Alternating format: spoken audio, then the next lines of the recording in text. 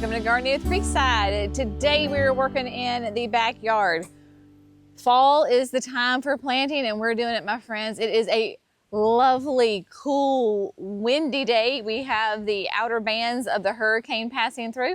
No threat to us whatsoever, but we've gotten cooler temperatures, wind and rain, so it sounds like a great day to me. So we are going to be putting in a brand new oak leaf hydrangea in the full sun. Yep, I am doing that. I am putting in the last remaining 4 of our butterfly candy buddleias. Those are going to go in. And then we're going to create a beautiful fall container that is going to give us color and interest here in the backyard all the way through till spring. So lots of fun. Let me show you kind of the 3 spaces that we're going to be in, and then we're going to get to work. Now, we've already been working, as you can see, right? This poor bed was overtaken, and once I had pulled out the annuals, I hadn't really come back in here, and the weeds were very happy in here. So we had a little work to do before we could start working, but you know, 'tis gardening, right? So what we're going to do is have some fun in the backyard, and here on the corner we are going to put the new GATSBY GLOW BALL. This is an oak leaf hydrangea. It is a nice petite oak leaf hydrangea. GATSBY GLOW BALL, brand new from Proven Winners Color Choice Shrubs. It will be in that 3 to 4 foot range, whereas some traditional oak leaves can be like 10, 15 feet tall. So this is nice and petite, and we always think of our GATSBY gals with being an oak leaf that they should be in the shade. Well, the GATSBY series, in my experience, is really sun tolerant. It does really well in the sun. So it's going to get lots of beautiful sun to give us those creamy white flowers that are going to then turn kind of like a lime green. Will help that it is going to be kind of at the base to the side of this cherry tree. So in the summertime, it'll actually get some shade from this cherry tree. And then of course, we love oak leaf hydrangeas because in the fall, they have the most glorious fall colors. This foliage will turn lovely, like deep red burgundy. So it'd be really fun to have this here in front of the doozies. So I've got my double play doozies here in the back.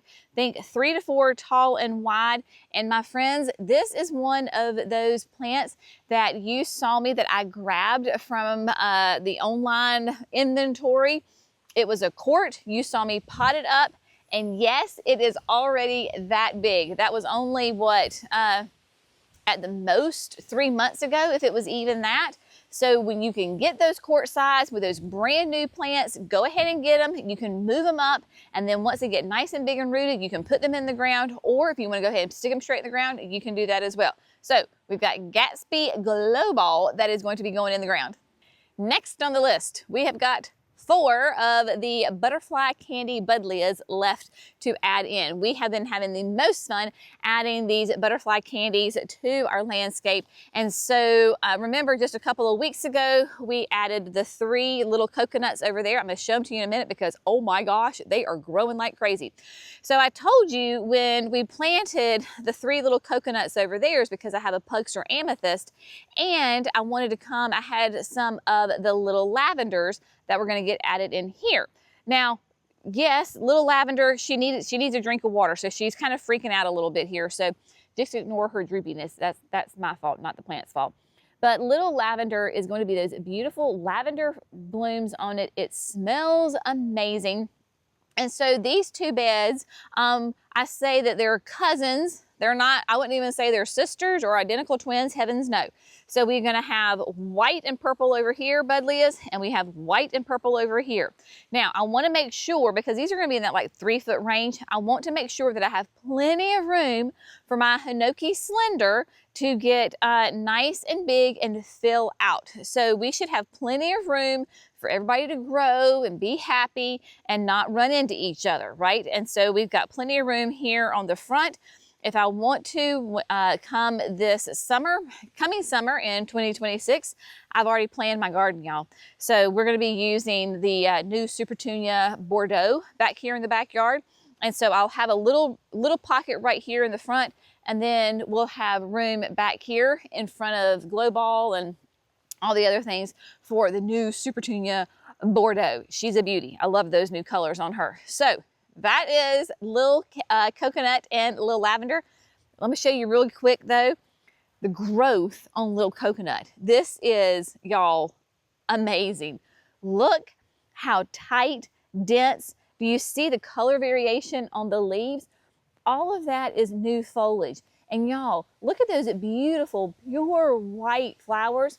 When I tell you that I literally planted these and I have not touched them, not at all, like nothing. I planted them and I literally walked away, and there you go. So this is why we plant in the fall, my friends. The butterfly bushes have had plenty of time to get those roots established. So we got to hurry up and get these guys in the ground before the cold hits. And so my gosh, little coconut is amazing and very, very happy. The reason I planted them so close is because I want them to look like one giant butterfly bush right here. So yes, they're going to be 3 feet tall and wide. So I planted them super close. So we're going to have like one massive little coconut right there. And then last but certainly not least, the fun part, the fall, we are going to be planting an urn with some really pretty fall into winter, early spring annuals. Because we are in North Carolina, a zone 8A, I am blessed that I get to have pansies and violas throughout the entire winter and get beautiful flowers and color. So this is the urn. We had, remember, the tropical hibiscus and some euphorbia in here. Took that out. I think you maybe saw Jerry take it out for me, and it was literally completely like, I didn't take any soil out, y'all. That's how much that it was complete. The roots were just taken over. So what we're going to do, and I don't really know the design yet, but I grabbed these plants. So we have got, like, I think this is the red feather kale, peacock kale. I got a tag here. Peacock red, yes. So this will give me beautiful, like, red colors once the cooler temperatures come. So we've got that. We've got Miss America mustard. We have got some cutie patootie snapdragons. We've got some beautiful violas. And then we have got some lovely trailing pansies. So we're going to come up with a fun combination for these guys, and we are going to stick them in this urn. But first things first, we're going to basically work from left to right. We're going to go get GATSBY Glow Ball. That is going to be a mouthful in the ground. All right, my friends, so GATSBY Glow Ball is going to be numero uno on the list today. Now, here are all the specs for you. It is anywhere from 4 hours or more of sunshine.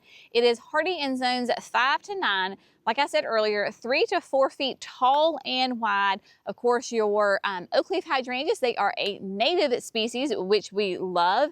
It's going to be nice and compact, which is really rare for a oak leaf hydrangea. They typically get massive, and those gorgeous colors in the fall with the foliage, and of course the blooms. You get the blooms in the summertime.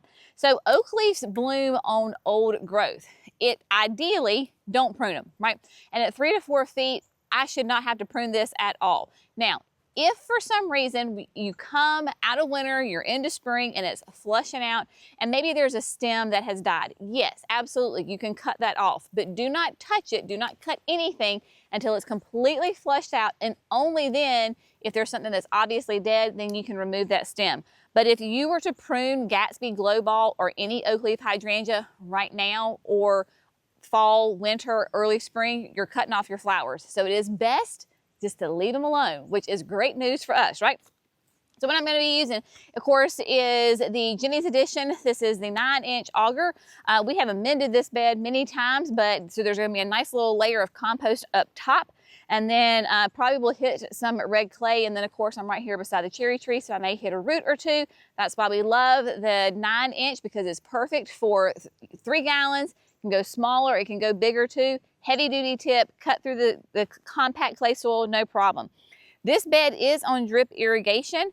We're not running it right now because we are in the fall in North Carolina and we're getting some great rain. So I'm going to drill my hole, and then I've got my biotone. People have been asking lately if should I use biotone in the fall? Absolutely yes, because they're concerned that they're going to try to encourage too much top growth. No, biotone is the starter fertilizer. It is specifically for your root growth on your plants. So we want the strongest roots possible to give us beautiful top growth come next season. course, it has all the microbes, the beneficial microbes, the mycorrhiza in there, all the things that we want in our soil to help our plants be nice and happy. So I'm going to drill the hole, put the biotone in the bottom of the hole, put her back in the hole, bring back my native soil, and boom, that is going to be as easy as it is. Next up are the butterfly candy. We have a little coconut, which is the white, and we got a little lavender, which is that beautiful soft purple. Jerry and I first discovered butterfly candy when we were in Ohio at Cultivate, and we were just walking up and down the showroom floor, and all of a sudden I just stopped, like dead in my tracks, and I was like, what is that smell? Well, it was little coconut. Has the most lovely, delightful fragrance that not only is wonderful for me, but the butterflies love these buddleias. So these are going to be nice and compact in that 2 to 3 foot tall and wide. Of course, your butterfly bushes love the full sun. They need a minimum of 6 hours, which they are most definitely going to be getting 6 hours right here. They are hardy in zones of 5 to 10 with your buddleias. They need to be in well-drained soil. Do not put them in an area where it is super wet. For us in the southeast, think wintertime. Where are your wet areas in the winter? Don't plant your butterfly bushes there, because our winters are so wet that if you lose a butterfly bush in the wintertime, odds are it's because it got too wet and it drowned. So you just want to use a nice slow release fertilizer like Plant Tone in the early spring. Once you begin to see new growth pop out on your butterfly bushes in the spring, that's when we want to give them a little shape. This spring, late winter, I'm not going to shear these back very much because they're still nice and small, but I will give them an overall haircut. And yeah, and that's pretty much it. And then they're just continuous bloomers. If you want to come out here and deadhead them, you can. That is totally your choice. They do not have to have it. So yes, they bloom on new growth. If you want to prune them and get the dead blooms off, that's fine. Total personal preference, but it is not necessary. So what I'm going to do is, just like I did with my hydrangea, drill my hole, but I do want to make sure that I don't go too deep with my hole, because I want those butterfly bushes up, the root ball sticking out above 1 inch. That's what I did with the little coconuts the first time, and you can see how happy they are. So we're gonna get these in the ground. All right, my friends, so shrubs are in the ground. Next, we're moving to the container. So I preach to you all the time, especially when you're coming like out of your big growing season, summer, please get that soil out and put some fresh stuff in. We didn't have much of a choice this time because, as you saw, when Jerry pulled the hibiscus out, it literally was completely encapsulating all of the soil here. So we put brand new, beautiful soil. Now, sometimes you can get away with your spring planting, because it'll be interesting to see come springtime how much the roots have taken over this soil. So there is a little grace in that. Completely filled the entire thing with high quality potting soil. Now, this container does have drip irrigation on it. So this is a little micro tube that is in a circle, has emitters like every 6 to 8 inches, and it's just gonna go down here. Now, the odds of us running this irrigation this winter are like slim to none, right? If at any point, it may be in the spring, but really I'm leaving this here because it's part of the pot and I need it for next summer's planting. So just kind of ignore the fact that it has got some irrigation in it. Now, what we're going to do is just have some fun. I'm gonna go ahead and top dress this whole container with biotone, because sometimes when I'm doing a container like this, I just put it in on the top, and then as I'm planting, it gets mixed in, and all will be well. So there you go. And then you can give it a little zhuzh. That way it's in contact with the roots, because we want the roots and the biotone to be up close and personal with one another. Now, I really have no idea how this is gonna go. We're gonna figure this out together. So I think what we're going to do is we're going to place the plants first, and let me figure out my design, and then we'll actually get them in potted. So I've got this beautiful peacock kale, flowering kale, but you know what? We're going to put more weight on this side and kind of put it towards the back a little bit as far as I can. And that basically pretty much takes up the whole pot. You just plant the kale and that would be the whole pot right there. All right. Next, I am going to I have two of the little small Ms. America. These are mustards, but they have that beautiful deep, deep, deep, deep purple. Not sure if my kale will last all the way through the winter into spring.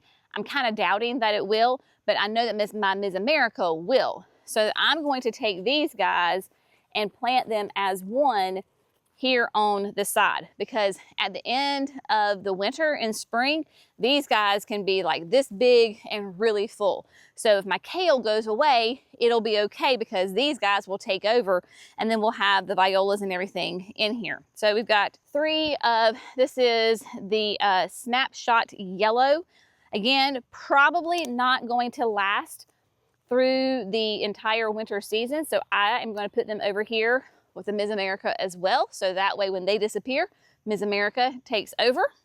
Then we have the Color Max Rose with Blotch Viola. Now, Color Max is one of those series that is both really nice and heat tolerant and cold tolerant, which means you're going to get the most flowers from these, whether it's still warm here in October or it's really cold in January, February. These are going to bloom more reliably. So we're going to kind of tuck these, and I am going to clean up some of these bottom pieces of my kale. We're going to tuck these guys. I had 6. I was a little over ambitious. I'm not going to need 6. I'm going to go ahead and pull off these lower stalks of the kale. And you'll notice that with your kale or your cabbage, even some of the mustard will do that a little bit. Those bottom leaves will start to kind of die out. And you can just kind of pinch them off a little bit and it'll be fine. That might be all I need is 3.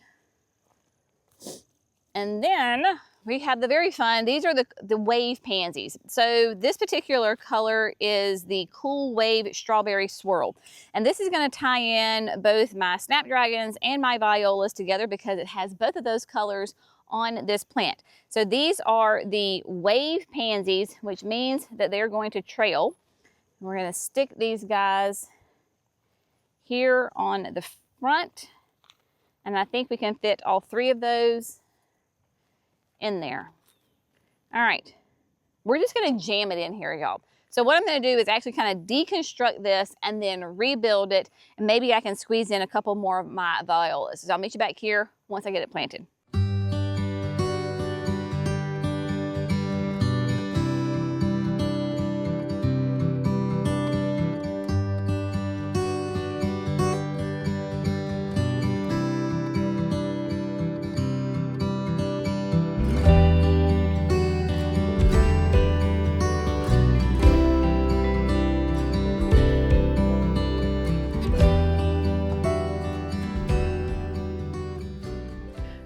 So today's project is complete. We got Gatsby Glow Ball in the ground, check. We got 4 butterfly candy in the ground, check. And we got a beautiful fall, winter, early spring planter all done. It is going to be lovely. Now, there's still, I am sure, things to be done in the garden. There always is, but this is a great start, right? So Gatsby Glow Ball is going to look so pretty come next summer right here on the corner. Filling all of that in with the double play doozies as the backdrop. And this is why we love double play doozy, because even though it is early October, they are still giving us some blooms. Now, are they the massive blooms of the spring? No, but they sure are sweet and pretty and that nice raspberry color. Yeah, and then we have got the butterfly candy here on the corner, which the colors will look beautiful with, because I've got my meteor shower verbena here. This technically can be a perennial for me because of my growing zone. Proven Winners sells it as an annual, but it can be a perennial for me. So we are going to try that. I'm just going to leave it alone. So we've got that beautiful, and then look at Rock Steady Vitex. Yes, this is the new Vitex from Proven Winner Color Choice Shrubs. And y'all, this thing has knocked my socks off. Again, here we are, early October, and this thing is still blooming. We actually have a sweet little, a little bee here, just kind of hanging out and just chilling on the flowers. I've started to go ahead and make it into a kind of a standard form. I need to get back in there and do a little bit more trimming.